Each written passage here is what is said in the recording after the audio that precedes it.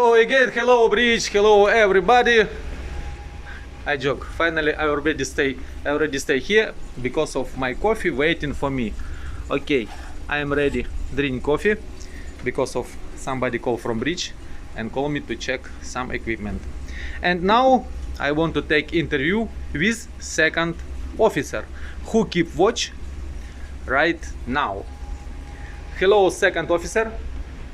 I would like to drink coffee and talk with you about about your life on board. What do you want to say for us? Hi, good afternoon, guys. My name is Nigel, second officer on Navigator Neptune, sailing with Tome Ship Management. And well, I'll just give you a small gist about second officer's duties when on board a vessel. Well, when we're on board a vessel, second mate is normally keeping watch during the night hours from 0 to 4 hours, 100 hours, and in the noon time from noon to 1600 hours. And sometimes if there's any other additional work, we need to keep overtime for additional 2-3 hours depending upon the work schedule. And with regards to second mate's duties on board, we are navigating officers. So our primary means are on the watch in the bridges for navigating and make sure that the vessel is following the intended track and as per the passage plan and the voyage plan that is there, orders, we need to keep sure that the vessel is on track and clear up all any navigational hazards or dangers or any vessels in the vicinity. So as per second mate's duties, I am in charge of passage planning and from port A to port B. That's for example like if I'm going from UK to Turkey, then I need to plan out a passage and see what all routes are be possibly the shortest distance from berth to berth, and wherever with regards to safety of navigation, take the vessel in a proper route without any hindrances to navigation where it's safe and for the ship and for the crew.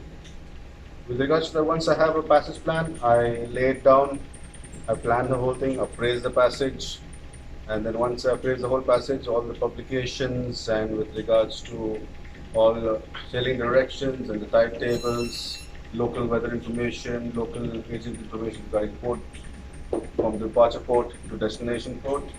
We gather all information on that, and then accordingly I plan my passage and lay it down on the charts. And as for charts, we are currently using EGDIS as primary means of navigation. So we don't have paper charts. So everything is done on the EGDIS. As you can see, on the EGDIS we have a primary EGDIS, and on the port side we have a secondary EGDIS over there as a backup. So my whole navigation planning is done on the ENC charts available for us. So we need to order charts in case we do not have certain charts for the voyage. We need to order them, and once we order them, we need to load them on the system and activate them. We have permits that are sent by our chart provider. We get the permits for the charts, we activate it, and then we put it on the system. Once we have all the charts available, then whatever my appraisal was with regards to the voyage from point A to point B, I lay it down on the chart and then check all if the routes are going through proper channels, if we have traffic separation schemes, narrow channels, we have to monitor that and comply with all the collision regulations, the port requirements, the area that we're transiting, if they have any reporting systems and any other information which needs to be taken care of, like notices to mariners, TNP notices, everything have to be plotted on the system, and so that it's a guide to the other navigating officers who are on bridge, and they will follow the passage plan. Before we commence a voyage, the passage plan will be briefed by me to the master and to the officers. The master will approve the passage, and then we will start using that passage for money. If any obstructions are there or any diversions are there or any other information with regards to the company to follow a certain route, then the plan may be amended. And whenever the plans are amended, we need to also have another meeting, toolbox meeting, and notify the other officers and discuss the whole passage again as an amended plan. Once that is there, once we have the route, we have to monitor the EGDIS performance. We need to update EGDIS weekly as its primary means of navigation for us. So the EGDIS is, we have weekly corrections that come. We need to take it from our chart provider, which he supplies it on a soft copy. We install it on a pen drive and then transfer it to the egg disks. And we make sure that our egg disks, both primary and secondary egg disks, are up to date without any errors.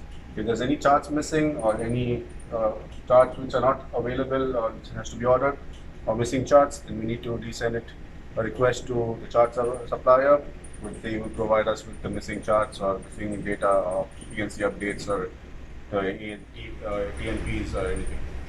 Once that is done, we have to be well aware about the equipment we're using on board. With regards to navigation equipment, second officer is in charge of the navigation equipment on the bridge, and with regards to publications and checklists and everything, he is responsible for it. So he'll monitor all the performances of all equipments, carry out weekly, daily maintenances as per the schedule, as per the PMS of the company, and also as per manufacturer requirements, and monitor that all equipments are working in good condition. Once we notify that we are all in good condition, if in case we notice any abnormality, we need to record it and need to send it for approval if in case we require any spare parts to be changed, or if any other major things if any minor things can be done, it should be rectified by the electrician or by any other person who is in charge of the electronic part of equipment, where they will be able to assist us with guidance of reference from manuals. We can check, troubleshoot exactly what the problems could be and then encounter it. And step by step, we follow the procedures and try to get the equipment working. In case if it is not being working for us, then we need to get a technician from outside. We send a message to the company, get a technician for the next port of call, and try and get the equipment working. Because being a part of the bridge, all equipments have to be working at all times. It cannot be not functioning. So our navigation equipments have to be completely functioning at all times. So besides that, radar, we have radars, two radars, we have the AIS, we have VHFs, we have the public address systems, the telephone systems, your maneuvering systems, as you can see here. Then we have all the indicators. This is the main gyro and the steering, where we have the steering. We have steering motors 1, 2. We need to keep testing it every watch. Then we need to test the off-course alarms on the steering motors. And here we have the indicators for the wipers and the heating control of it. We can change over. Here we have the steering motor changeover. We can run the motors on 2 motors or individual motors depending upon the location. We have congested water. Normally we use 2 motors. If it's single, open seas and all, it's 1 motor is good enough. Then we have here the emergency push buttons for the general emergency alarms, the emergency stop for engine room, for the cargo. Then we have the functioning for the firefighting system, for water spray system, the fire pumps to start the ballast pumps, fire pumps. We have the access from the bridge directly. Then we have the fog signaling equipment here and maneuvering lights equipment signaling, where we can see in this panel. We can put it on auto or you can use it manually for the fog signals during restricted visibility or to get an attention of another vessel in case of congested waters and in risk of navigation, collision avoidance. We use all these signaling apparatus. Then we have the navigation lights panel, which we have to be switched on at all times when navigating at sea, and when in port we switch it off. That's how navigation light system works. Then we have the Christmas tree lights, they call it, where they have the green and red, and depending upon port to port requirements or pilot requirements, you have to display the lights at night time. Then we use these Christmas tree lights to display accordingly to the publication, whatever lights are prescribed, and we use that in accordance with that. Then as you can see, we have the Aldous lamp over here, the daylight signaling lamp, which is used to draw attention to mostly fishing vessels and all at night time when we're navigating. And as you can see, it's very simple to use.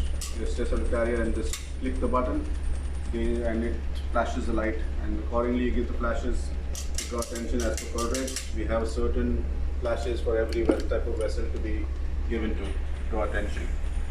Then coming to the bridge posters, we need to see, as being a second mate, you need to see that all the bridge posters are in good condition, all the required relevant information is there, the road line regulations, your mooring arrangements, your signaling posters where you have signaling for helicopter operations, your navigational lights, signaling posters. Then if you come down here, we have a wheelhouse poster, which is very important because this gives us information with regards to the ship specific, the turning circle, stopping distances, and loaded speed, ballast speed, all information with regards to the vessel characteristics and how the performance of the vessels are.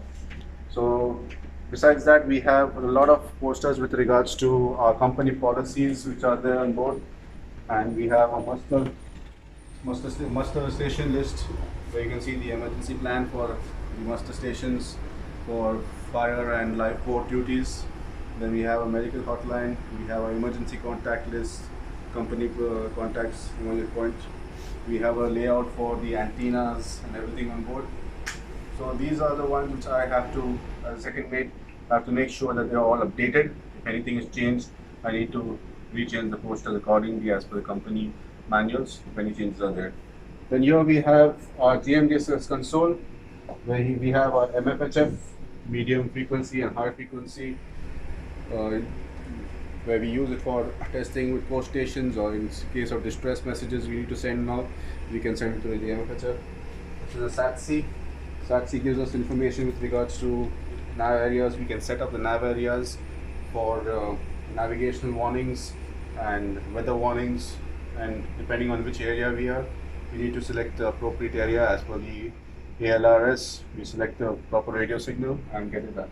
And this is the LRIT, which is a long range indicating system which sends our position to the company and all. They are flag state, they're continuously monitoring our position, and in case of an emergency they exactly know which location we are. As you can see, these are the areas that we are in. So whichever area we are transiting through, we need to select that area so that we get information with regards to that area. And we do this GMDSS maintenance on daily basis, weekly basis and monthly basis. We do the performance test of it, and we monitor the vessel to make sure that it is continuously working in good condition. Then with regards to that, we have the batteries for the GMDSS, which is in coordinates with the electrician. We need to make sure that batteries are working condition, and the specific gravity, the voltages are checked continuously daily, so that the equipment is working in good condition at all. Then another equipment is there. We have the VDR, the voice data recorder, as you can see. So this system records everything what is happening, because it's got connection to the EGDIS, radar, AIS, your steering, your telegraph, everything, wind indicators, everything is recorded. So you're basically every movement of yours when you're navigating is recorded in the VDR. So in case of an incident, we need to stop the recording, and there's a memory chip which needs to be removed, extracted, so that we can view it for evidence in case we have a collision or grounding or any sort of disaster that could occur. Hopefully it doesn't occur for anyone, but that's for evidence purposes. So this VDR is main thing, which we have an EPIRB, like a capsule, they call like a small capsule on the bridge. So in case the vessel is abandoned and it goes into distress and it sinks, that capsule is a float-free capsule, which at a certain pressure it gets released, and it's like a black box which all the data will be recorded on that, and it can be retrieved in case of the vessel is abandoned and in distress.